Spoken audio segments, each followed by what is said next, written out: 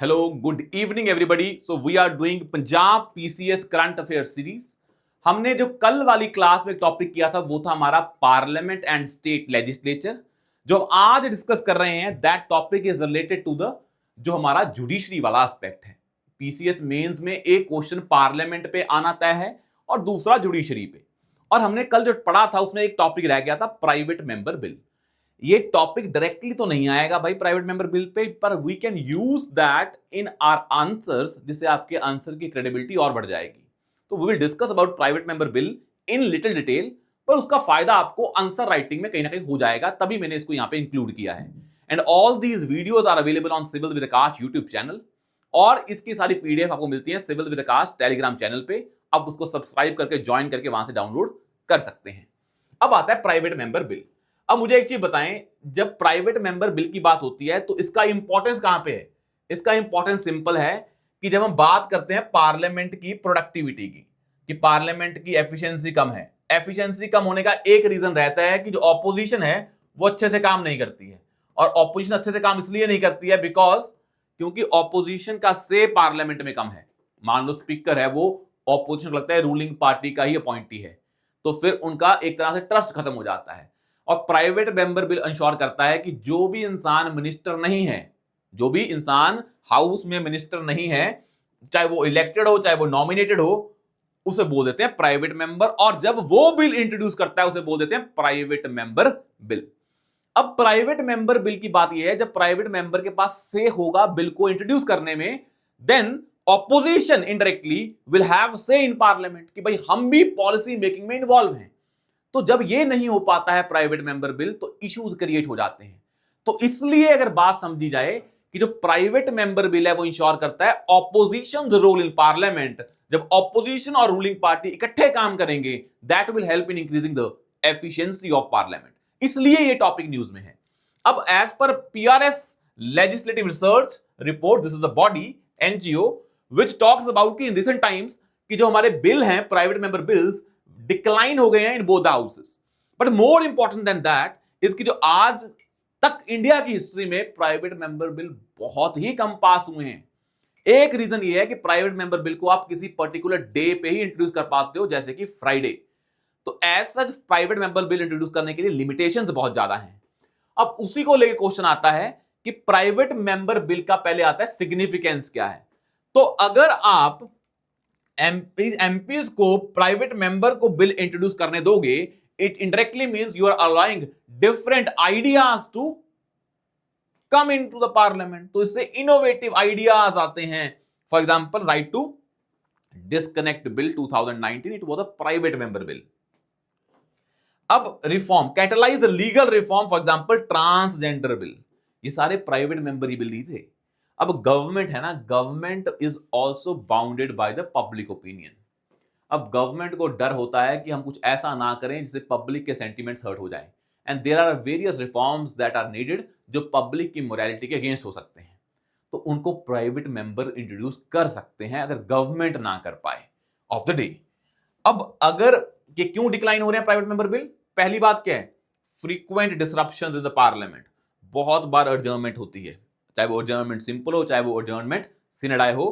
17th Lok Sabha saw only 16 discussions out of 1434 introduced as well as private member bills are concerned। देख रहे हैं ratio कितनी कम है। तो you have to mention those facts because other than those facts आपके points वेग रहेंगे। सब लिखेंगे कि प्राइवेट मेंबर बिल क्या है, ज्यादा इंट्रोड्यूस नहीं होते हैं। यहां ज्यादा इंट्रोड्यूस होते हैं पर ज्यादा वो क्या नहीं करते, डिस्कस नहीं होते हैं। तो बताएंगे कि 16 डिस्कस हुए हैं out of 1434। This fact will give you marks. तो जो बोल रहे हैं कि भाई कैसे मेंस में नंबर कम आ रहे हैं बढ़ाएं, तो एक तरीका क्या है sir, whenever you say anything in the आपकी आंसर शीट में लिखते हैं, whenever you write anything in your answer sheet, that every single thing should be substantiated by some evidence, चाहे डाटा, फैक्ट, रिपोर्ट, कमेटी, जो भी लिखें example वो सबस्टांशिएट होने चाहिए। प्रोसीजरल हर्डल्स हैं भाई, एक तो only 2-3 hours per week on Friday. Speaker chairman is discretionary power to admit और रिजेक्ट दोस बिल्स। तो इससे प्रॉब्लम हो जाती है भाई, जब प्राइवेट मेंबर बिल को स्पीकर ने रिजेक्ट और अप्रूव करने की पावर रखता है तो स्पीकर जनरली किसका होता है? रूलिंग पार्टी का, उन्हीं का ही होगा ना, उनके पास मेजॉरिटी है। तो तो अगर स्पीकर का से है तो वो उनको रिजेक्ट कर देता है, इंट्रोड्यूस होने ही नहीं देता, डिस्कशन की बात छोड़ें। अब आता है जो हमारे पास प्राइवेट मेंबर बिल है, अब पब्लिक मेंबर बिल के लिए मिनिस्ट्रीज बनी हुई है sir. Ministry of parliamentary affairs उस बिल का पूरा चिट्ठा तैयार करती है, हेल्प करती है रिसर्च में मेंबर को। पर यहां पे प्राइवेट मेंबर बिल की इंडिविजुअल रिस्पॉन्सिबिलिटी होती है कि उसे बिल का मैकेनिज्म, ढांचा तैयार करना है। तो उसके बाद इंडिया के इंडिपेंडेंस में अभी तक only 14 private member bills have been pass since independence. तो वैसे ही लो सक्सेस रेट है, तो ऐसा इंसेंटिव रहता ही नहीं मेंबर्स को कि मेरा बिल पास हो जाएगा अगर मैं प्राइवेट मेंबर हूं। एमपीज के पास एक्सपर्ट नहीं है वो, तो सारी रिस्पॉन्सिबिलिटी उनकी होती है। और political apathy, government sidelines, private member bill, government को होता है कि हमारा सरकार चल रही है तो जो भी होगा हमारा होगा, because we will be responsible for that. At the end of the day majority Lok Sabha में गवर्नमेंट की, अगर बिल पास हो जाता है तो government will be responsible, not private member. तो गवर्नमेंट उसके अपैथी रहती है कि भाई हम इस बिल को क्यों ही पंगा लें, क्योंकि हमारा इसमें हमारा ये है ही नहीं है, तो हम इसके लिए रिस्पॉन्सिबल क्यों रहें। अब नेक्स्ट आ जाता है वेरी इंपॉर्टेंट थिंग कि प्राइवेट मेंबर बिल को बढ़ाने के तरीके क्या हैं। एक तो बड़ा इंपॉर्टेंट है कि इनके लिए टाइम बढ़ाएं, सिर्फ फ्राइडे नहीं, allocate fixed uninterrupted time for private member bills, और उस टाइम पीरियड को भी बढ़ा दें। तो streamlining procedures, research support, establish a dedicated research unit, assist MPs in drafting the robust bills. वैसे आता है institutionalised mechanism. Institutionalised mechanism, parliament can introduce a dedicated review committee for screening the quality of the bill's relevance and constitutionality. UK का 10-minute rule है can also be adopted where MPs can introduce short bills with brief speech to make their case for a new bill. तो ये आप लिख सकते हैं, this is a kind of a case study की तरह लिख दें, या आप एज ए बेस्ट प्रैक्टिस लिख दें यूके 10-minute रूल मॉडल। तो रूल मॉडल, तो आप इसको पार्लियामेंट की एफिशिएंसी को बढ़ाने के लिए मेंशन कर सकते हो। These points will add value. Answer writing is only about trust building process. अगर एग्जामिनर को लग गया आपका 2 पन्ने पढ़ के कि इंसान को आता है तो नंबर मिल गए। Numbers are not given by objectively कि भाई इसने इतने पॉइंट लिखे हैं, इतने फैक्ट लिखे हैं। वो पढ़ता है एग्जामिनर, उसका ट्रस्ट जब बन जाता है तो वो नंबर दे देता है। और trust comes when you write something unique and specific about your points, not generic points, because every single candidate is going to write generic points. वो तो सभी के होंगे ही होंगे, आपको अलग क्या चीज करेगी, specific points. So that thing is important. Now let's go into this. अब बच्चे कह रहे थे कि हमारे आंसर में ना वोकैबुलरी नहीं होती है, पॉलिटी पढ़ते हैं तो पॉलिटी की वोकैबुलरी नहीं होती है, और साइंस का लिखेंगे साइंस की वोकैबुलरी नहीं है, सोसाइटी लिखेंगे उसकी वोकैबुलरी नहीं है। तो ये कुछ कीवर्ड्स हैं, जैसे कि मान लो एक वर्ड है स्ट्रक्चरल डिसएडवांटेजेस, आपको लिखना वही चीज है। मान लो आपको लिखनी है कि भाई कुछ इश्यूज हैं पार्लियामेंट में, तो लिख दो स्ट्रक्चरल डिसएडवांटेजेस। एक स्ट्रक्चरल डिसएडवांटेज क्या है कि प्राइवेट मेंबर बिल के लिए सिर्फ फ्राइडे रखा गया है, तो वो स्ट्रक्चरल इशू है। एक है मान लो कॉन्स्टिट्यूशनल इंपेरेटिव, मतलब यही है कि कॉन्स्टिट्यूशन के लिए कौन सी चीजें इंपॉर्टेंट है, तो वर्ड क्या है, कॉन्स्टिट्यूशनल इंपेरेटिव। एक हो जाता है the word is called as democratic ethos, ये कंक्लूजन में यूज कर लोगे, कंसेंसस बिल्डिंग बड़ी सिंपल है ये तो। एक आता है constructive vote of no confidence, अगर आपको कॉन्फिडेंस वोट डालनी है, अगर नो कॉन्फिडेंस मोशन पास करनी है तो साथ में कॉन्फिडेंस मोशन पास करनी पड़ेगी। ऐसा ना हो सरकार गिर जाए, तभी गिरे जब दूसरी सरकार बनने की थोड़ी के ज्यादा पॉसिबिलिटी हो। वैसे पॉलिसी पैरालिसिस, वैसे legislative accountability, electoral volatility and same whip politics. Anti defection law में लिख देंगे विप की पॉलिटिक्स होती है, विप के बेसिस पे एमपीज को वोट डालना पड़ता है, तो एमपीज का कोई इंडिविजुअल से नहीं होता है। तो इस पीडीएफ से ऐसे कीवर्ड भी उठाते रहें ताकि आपका आंसर और स्पेसिफिक बन जाए। नाउ लेट्स टॉक अबाउट हमारा judiciary, that topic is very important. अब क्रिमिनल जस्टिस सिस्टम बहुत बड़ा टॉपिक है, इसमें पुलिस भी आती है, इसमें जुडिशरी भी आती है, इसमें इन्वेस्टिगेशन भी आती है। तो सारा का सारा जो क्रिमिनल जस्टिस सिस्टम है, starting from police to giving justice by जजेस, सब आता है क्रिमिनल जस्टिस सिस्टम का पार्ट। इसमें इन्वेस्टिगेशन भी आएगी, फोरेंसिक भी आएगी, सब कुछ आएगा। अब पहली चीज आती है कि हमारा जो क्रिमिनल जस्टिस सिस्टम है ये 2 प्रिंसिपल्स पे काम करता है, एक होता है रेट्रीब्यूशन, एक होता है रिफॉर्मेशन। हमने पनिशमेंट दी, उसका पर्पस क्या है कि डेटरेंस क्रिएट हो सोसाइटी में। एक है उसको पनिशमेंट दी जाए, retribution for the crime that a person has done. एक है रिहैबिलिटेशन और रिपेट्रिएशन या फिर रिफॉर्मेशन। तो ब्रॉड में 3 है। रिफॉर्म की इंसान को बदलना हमारा गोल है क्रिमिनल जस्टिस सिस्टम का। जैसे कमेटी है, हम आगे जाके पढ़ेंगे, उसका गोल है रिफॉर्मेशन, कि क्रिमिनल जस्टिस सिस्टम का गोल होना चाहिए इंसान को पनिशमेंट का गोल है कि वो बदल जाए, अब वो क्रिमिनल ना रहे, रीएट्रीब्यूशन में उसको पनिशमेंट दी जाए, और हमारा डेटरेंस है कि एक तरह का ऐसा काम करने से रोका जाए।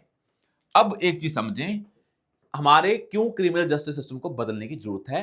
These are the 7-8 facts that have been given. पहला है लो कन्विक्शन रेट्स। जब भी कोई क्वेश्चन आए क्रिमिनल जस्टिस सिस्टम पे, स्टार्ट ही ऐसे करें कि भाई ये इश्यूज हैं, अब इसलिए हमें करना है इसको रिफॉर्म, ऐसे ऐसे रिफॉर्म करना है, गवर्नमेंट ने ये स्टेप लिए हैं और हम ये कर सकते हैं। तो पहला आता है issues with the criminal justice system. पहला आता है low conviction rate 43.8% for murder, rape के लिए 27.4% as per national crime record bureau 2022। तो दिस फैक्ट इज इंपॉर्टेंट। अब ये फैक्ट्स जब तक आप याद नहीं करेंगे, अब आपको लग रहा होगा जब आप तैयारी कर रहे हैं पीसीएस मेंस की कि एक महीना रह गया है, 30-40 डेज, अप्रोक्सीमेट 35 डेज, 37 डेज। इन दिनों में आपको लगेगा मेरे को कुछ भी याद नहीं है, मैंने जो पढ़ा था सब मेरा क्या हो रहा है, मैं रिकॉल नहीं कर पा रहा हूं, मेरे पॉइंट्स जेनरिक बन रहे हैं। सभी का यही डाउट है कि मैं आंसर लिख रहा हूं तो कॉन्फिडेंस नहीं आ रहा है, जो पढ़ा हुआ था वो भूल रहा हूं, अभी मेरे को पंजाबी भी पढ़नी है, इंग्लिश भी, स्टैट्स भी, सब कुछ करना है, मेरे को हौच पौच हो रहा है। It is normal, every single candidate is facing that issue, कोई बताए चाहे ना बताए, पर द रियलिटी इज दिस। अब इसको डील करने का तरीका क्या है? First you have to trust the process that you have gone through. अगर आपने हार्ड वर्क किया है, trust that process, knowledge will come अपने आप जब उसको रिवाइज करेंगे। 1 month is more than enough if you have to revise GS 1, 2, 3 and 4 अच्छे से, और that will increase your marks drastically. This is a fact. तो जो भी पढ़ा है उस पर ट्रस्ट रखें और एक कसम खा लें कि कोई नया सोर्स नहीं उठाएंगे। हाँ, जो थोड़े बहुत चीजें हैं उसमें आप पिक एंड चूज करते रहेंगे। मान लो आपने इकोनॉमिक सर्वे ऑफ पंजाब नहीं पढ़ा है, तो आप इकोनॉमिक सर्वे ऑफ पंजाब पढ़ लें। आपने बैठे 2 घंटे लगाए, काम खत्म। इन चीजों को ऐसे करते रहें, पर यह ना करें कि ब्रॉड लेवल पे जो चीज पढ़ ली है उसके नए नोट्स उठा रहे हैं। यह गलती नहीं करनी है आपको। अब और इसलिए जब आप कुछ चीज पढ़ी है उसको बार बार रिवाइज करने से मेंस के आपके आंसर अच्छे होंगे। आपके पास फैक्ट्स की प्रॉब्लम नहीं है, आपके पास फैक्ट्स होंगे, वो रिकॉल की प्रॉब्लम है। तो ट्राई टू इंश्योर उन फैक्ट्स को बार बार रिवाइज करते रहें, इंटरनलाइज कर रहे हैं, क्योंकि पेपर में जाके जो चीजें आपके जहन में हैं वही बाहर आएंगी, और वो बाहर तभी आएंगी जब आप उनको अपने जहन में लेके जाओगे, मतलब इंटरनलाइज करोगे। तो ट्राई टू इंश्योर कि जो पढ़ा है उसको बार बार रिवाइज करते रहें और उसकी यूज वैल्यू को बढ़ा लें। कहने का मतलब, एक फैक्ट पर पढ़ा है, ट्राई करें I will use that fact in multiple ways, और बैठ के वो स्ट्रक्चरिंग खुद दिमाग में करें कि यहां पे ये फैक्ट आया तो मैं यहां डालूंगा। अगर मेरे पास मान लो ये फैक्ट है कि लो कन्विक्शन रेट, मैं कहां डालूंगा? ये लो कन्विक्शन रेट मैं डालूंगा क्रिमिनल जस्टिस सिस्टम में। मैं डालूंगा why the crimes against women are increasing because of the pathetic criminal justice system. तो you can use this fact in number of ways, चाहे वो वुमेन का टॉपिक हो, चाहे वो लॉ एंड ऑर्डर का प्रॉब्लम हो, चाहे वो क्रिमिनल जस्टिस सिस्टम पे क्वेश्चन मार्क क्रिएट करना हो। ऐसे होती है तैयारी, तो इसको ऐसे इंश्योर करने की कोशिश करें। अब आता है केस पेंडेंसी। तो 4.7 crore cases pending across courts. तो 4.7 crore cases pending across courts. अब आता है टेक रेवोल्यूशन। ये पेंडेंसी का आपको वैसे ही फैक्ट पता होगा। टेक रेवोल्यूशन आती है need to modernise evidence collection and storage. क्योंकि भाई जब तक तुम्हारा टेक नहीं आएगा तो एविडेंस नहीं आएगी। अब जजमेंट कैसे दें जब तुम्हारे पास एविडेंस ही नहीं है? तो एविडेंस के लिए टेक्नोलॉजी का यूज करें, that is very important. Poor extradition rate, only 1 in 3 fugitives successfully extradited. जो भाग गए वो इंडिया में आते ही नहीं है। मैन पावर शॉर्टेज, 192 पुलिस पर लाख, यूएन के नॉर्म के अगेंस्ट है। 192 पुलिस पर लाख वर्सेस यूनिफॉर्म, यूएन का जो नॉर्म है वो कितना है? 222 पर लाख। तो कम है हमारे 22 जो हैं, और 38 पुलिसमैन कम है पर लाख। लो जज पॉपुलेशन रेशियो, ओनली 21 जजेस पर मिलियन। ये कम है एज पर द जो हमारा स्टैंडर्ड है। तो keep those facts in mind. अब हमने क्या क्या स्टेप्स लिए हैं, अब देखें। एक तो हम अपने जो लॉज हैं उनको हमने चेंज किया है। भारतीय जो न्याय संहिता है, भारतीय नागरिक सुरक्षा संहिता है, भारतीय साक्ष्य अधिनियम है, एविडेंस वाला है, वी चेंज दोज लॉज। अब जो ये हमारा जो कॉलोनियल हैंगओवर है उससे दूर हो गए हैं। चीजों को बहुत रिफॉर्मेशन के तरीके से देखा गया है, रेट्रीब्यूशन के तरीके से नहीं देखा गया है।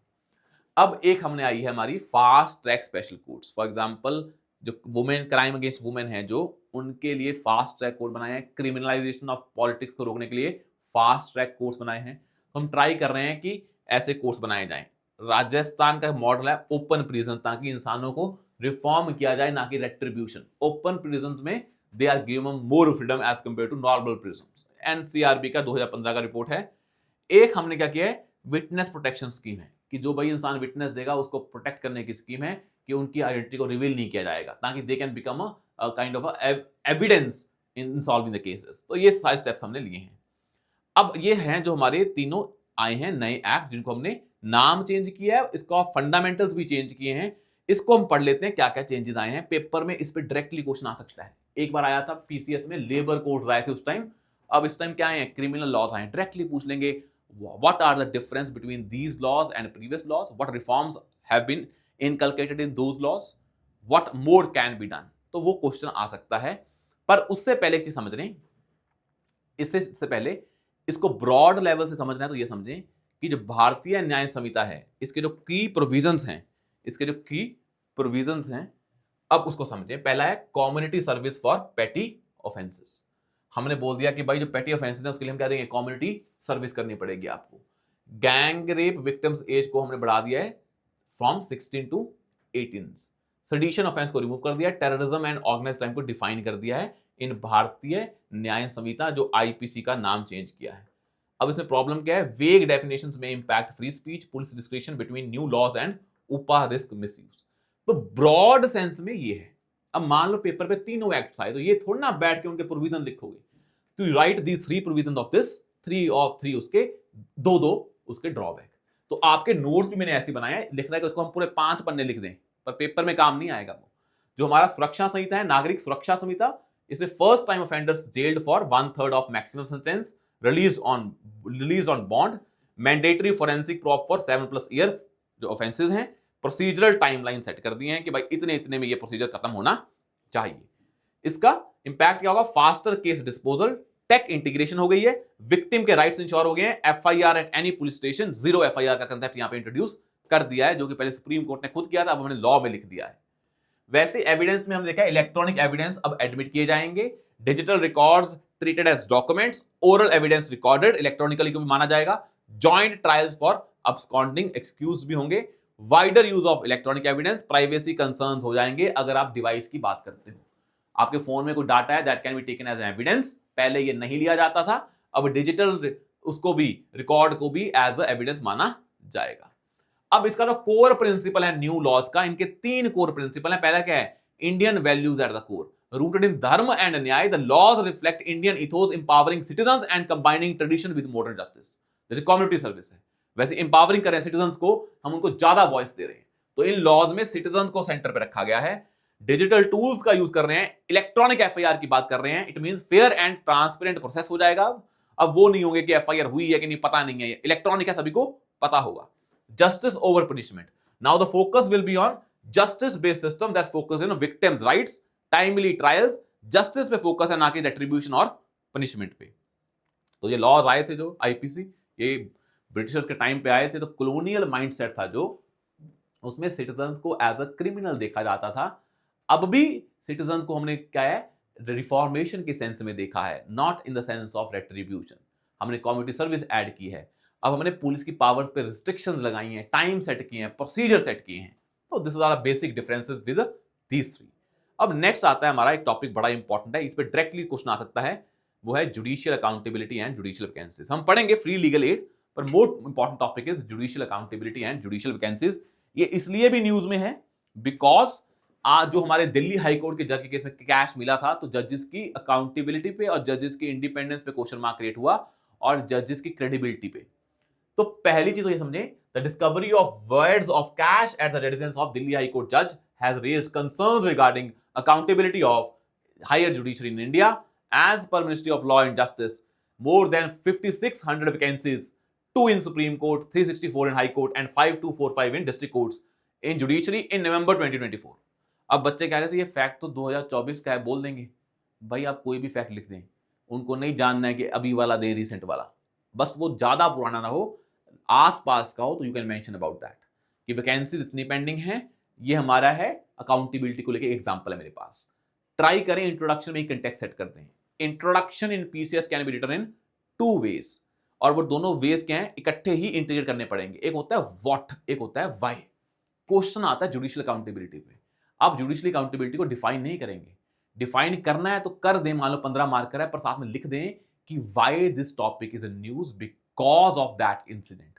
तो व्हाई लिखेंगे, क्वेश्चन पूछा ही क्यों है, बिकॉज ऑफ दैट इंसिडेंट, या इसलिए पूछा है कि इसके कारण क्या इंपैक्ट होगा, credibility of judiciary which is important to ensure rule of law in the country.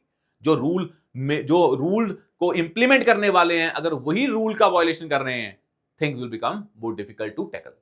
अब आता है what is judicial accountability. It means judges should be made answerable, and if their answers are not satisfactory, they must be given the punishment or enforcement so that they can be held accountable for their personal or institutionally responsible for behavior and decisions. अब जब India में जजेस की accountability को लेकर mechanism बड़े simple हैं। एक है जुडिशियल जजेस को रिमूव करने का प्रोविजन। आज तक जो प्रूव्ड मिसबिहेवियर और इनकैपेसिटी का ग्राउंड है, आज तक इन ग्राउंड्स पे किसी भी जज को रिमूव नहीं किया है। तो जुडिशियल अकाउंटेबिलिटी के लिए एक जो मैकेनिज्म है, वो मैकेनिज्म है जजेस का रिमूवल। वो प्रोसेस बड़ा कम्बरसम है, जो मेजॉरिटी चाहिए वो बड़ी ज्यादा है, हैवी है। तो उस सेंस में आज तक किसी जज को रिमूव नहीं किया गया बाय पार्लियामेंट। तो फिर जजेस की अकाउंटेबिलिटी को इंश्योर कैसे करें? तो रिमूवल ऑफ जजेस अंडर आर्टिकल 124, 217, 218 एंड द जजेस inquiry act, the supreme court and high court जज can be removed on the grounds of proved misbehaviour और इनकैपेसिटी। ये चीज कभी रिमूव वाली इंप्लीमेंट हुई नहीं है, तो हमें और भी चीजें चाहिए होंगी ना कि जज की अकाउंटेबिलिटी को इंश्योर किया जाए। जब जज को पता ही है कि मेरे को रिमूव करना मुश्किल है, मैं पहले ही क्या कर दूंगा, रिजाइन कर दूंगा, तो फिर जजेस गलत काम अगर करते हैं तो उनको डर नहीं होता है, उनको डेटरेंस नहीं होता है। तो उसके लिए एक और मैकेनिज्म है, that is in house mechanism of the judiciary based on 1999, based on the restatement of values in judicial life 1999 and the Bangalore principles of judicial conduct 2002, in house mechanism है जिसमें chief justice of India supreme court के जजेस के against अगर कोई भी question mark create होता है, they set up a committee of जजेस एंड ट्राई टू फाइंड कि क्या गलत है इसमें। पर एक चीज समझे, जजेस आर बेसिकली अपॉइंटिंग जजेस in India. India is only country where जजेस आर अपॉइंटिंग देमसेल्व्स, और जजेस ही अपने आप को काउंट कर रहे हैं। इसका मतलब यह है कि लेजिस्लेचर ही अपने आप को काउंट कर रही है और एग्जीक्यूटिव भी अपने आप को काउंट कर रहा है। क्या वो कर पाएंगे? नहीं, because of conflict of interest. तो ये दोनों मैकेनिज्म ही क्या है, फ्लॉड हैं। तभी अकाउंटेबिलिटी इंश्योर करना क्या है, मुश्किल है।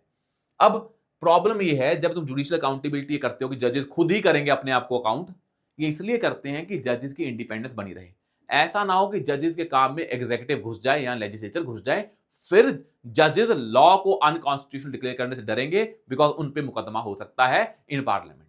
ये मुकदमा इन द सेंस उन पे अकाउंटेबिलिटी उनकी इंश्योर की जा सकती है इन पार्लियामेंट। अब conflict with judicial independence, appointment by a collegium system, India is the only country where judges appoint judges, no mandatory asset disclosure norm। भाई पब्लिक सर्वेंट को आप आईएएस बनेंगे, आपको अपने एसेट को डिस्क्लोज करना पड़ता है। इलेक्टेड रिप्रेजेंटेटिव है, उनको भी करना पड़ता है, एमपी एमपीएलए को।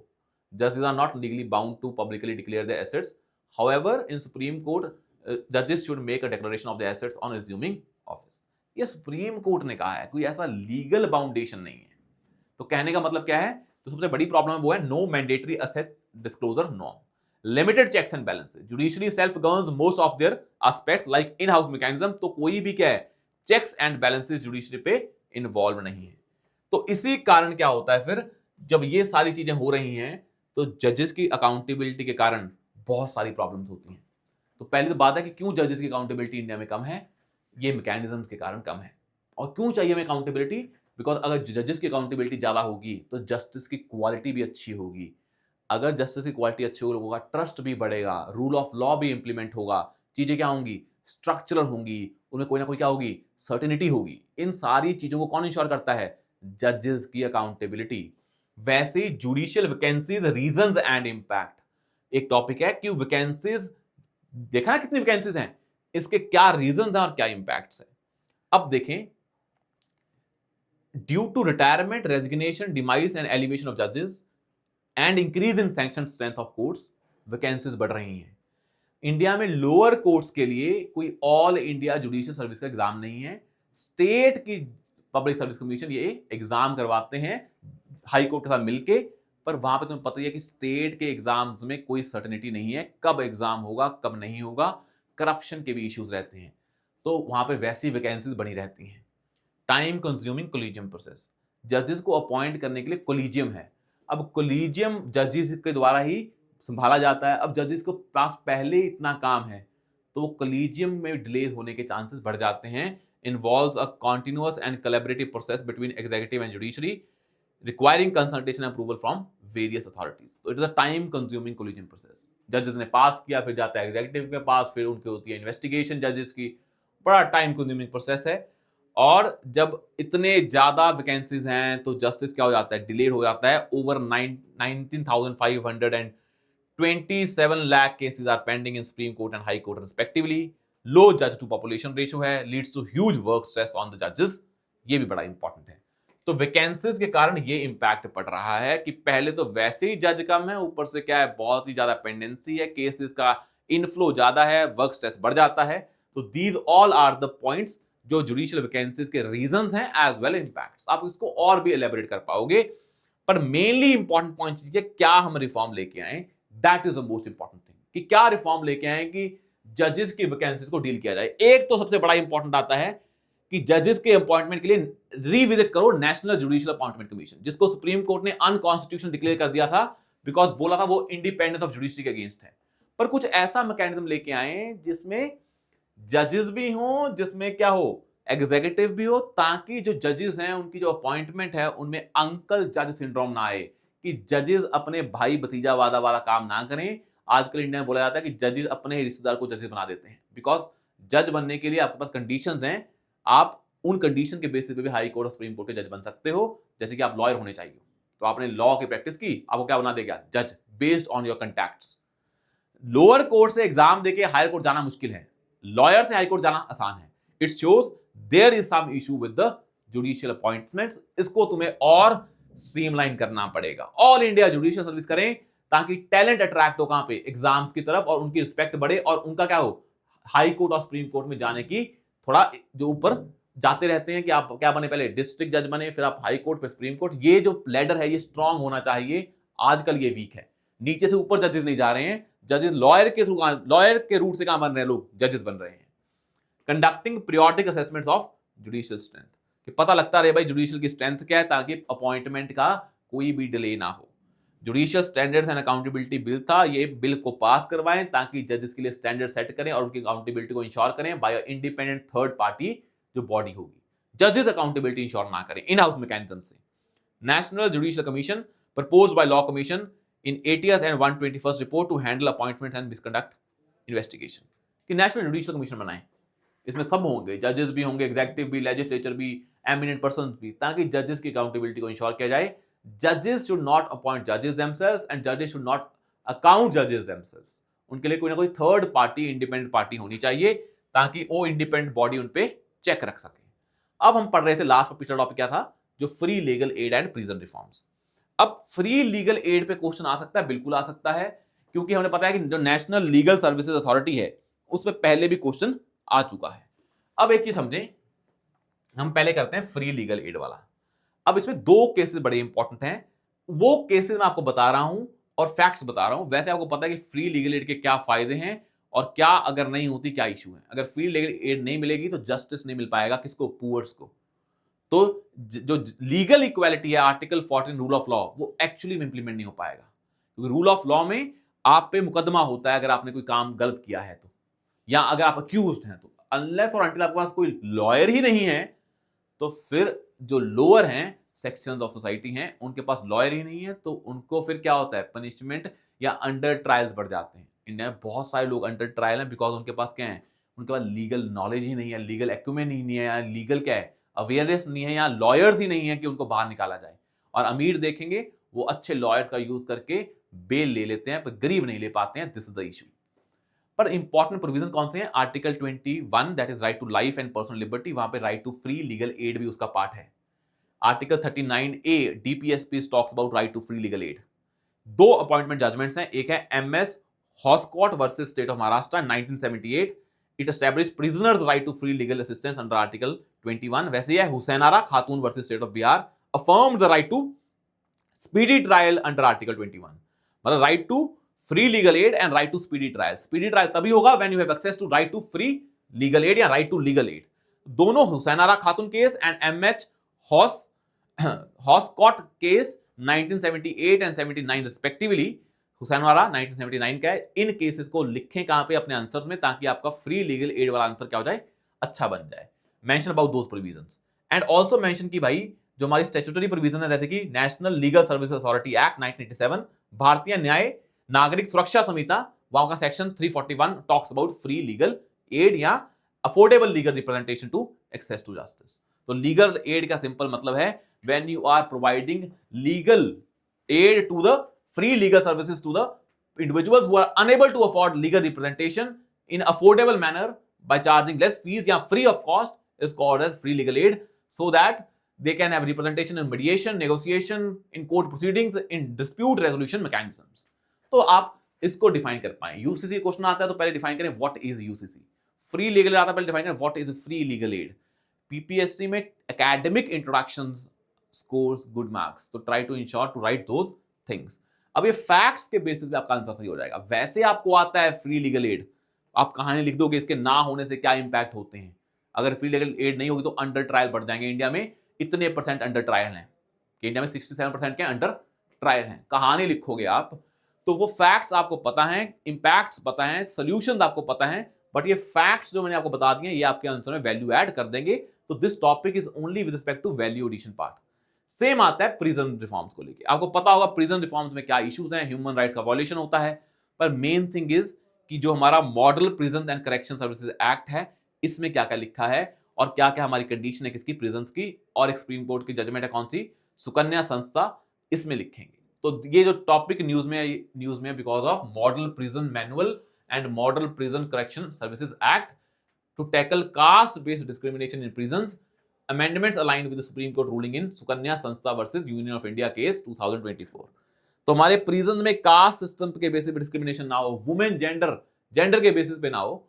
हमें क्यों चाहिए प्रिजन रिफॉर्म? पहला है inhumane condition, less than 40% of prison provide sanitary napkins, only 18% have exclusive women facilities. It shows inhumane conditions.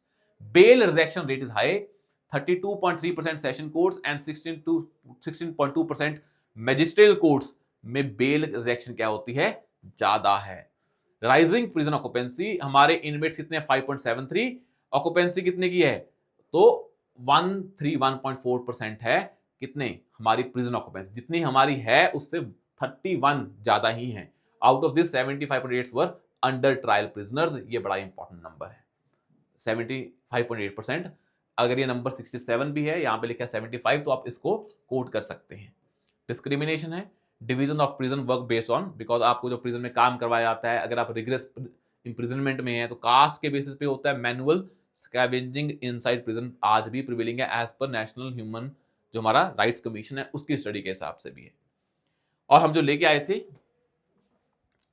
की features of model prison and correctional services act, एक उसने बोला है जेल स्पेशलाइज होने चाहिए for high security open semi open jails depending upon the type of crime that person has committed, यानी उस इंसान की पर्सनैलिटी के बेसिस पे, पास्ट रिकॉर्ड के हिसाब से। लीगल एड और इंसेंटिव्स रिहेबिलिटेशन पे फोकस हो, inclusive accommodation women and transgenders की। आज भी हमारे प्रिजन ट्रांसजेंडर सेंसिटिव नहीं है, उनकी नीड्स को एड्रेस नहीं कर रहे हैं। फ्री लीगल एड के लिए ये 4-5 चीजें हैं। पहली है लोक अदालत होती है, आपको सभी को पता है। यहाँ पे फोकस होता है कि भाई आप क्या करें, आर्बिट्रेशन से, उससे मेडिएशन से काम सॉल्व कर लें। दिशा स्कीम के अंदर designing innovative solutions for holistic access to justice in India to strengthen pre litigation mechanism. Disha scheme में होता है प्री लिटिगेशन मैकेनिज्म क्या हो जाए, स्ट्रांग हो जाए, उसको डील करना क्या हो जाए, इजी हो जाए।